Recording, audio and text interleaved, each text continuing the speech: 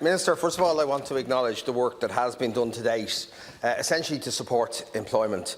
But I also think, and I look forward to the announcement tomorrow, that we need to start looking at how we reopen our economy so that we can continue to protect that employment. It's funny, many older people have said to me that after weeks of being cocooned, when they came back into the world, many of them felt less confident, less safe. And it's interesting, I believe that that feeling will also impact on our economic recovery. It'll be felt by employers, by employees and by consumers.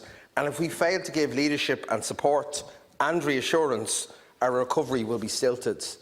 Now, I appreciate the advice which we have received from NEFIT has ensured a slow and steady approach to reopening, and I welcome that. But I also believe that we need to give confidence to people. And when public health advice allows permitted activities, that consumers need to be encouraged to support those employers. People's mindsets have been locked down, Minister, and it will take more than just government intervention. It will take government action in order to unlock that mindset. Equally, Minister, I believe that we need to provide additional supports, and as I say, I look forward to those announcements tomorrow. The wage subsidy scheme put ground to the feet of many small businesses. However, they now face a dilemma that as they reach the end of that scheme, with limited working capital, will they now be forced to let go of the staff that they were able to retain? What employers need, and particularly small businesses need, is an off-ramp to the wage subsidy scheme. The key to that problem, as I say, Minister, lies in working capital. Employers may have retained employment, but they have depleted their working capital over time. Most small business owners, and I'm talking about corner shops, cafes, independent restaurants, typically have very limited working capital.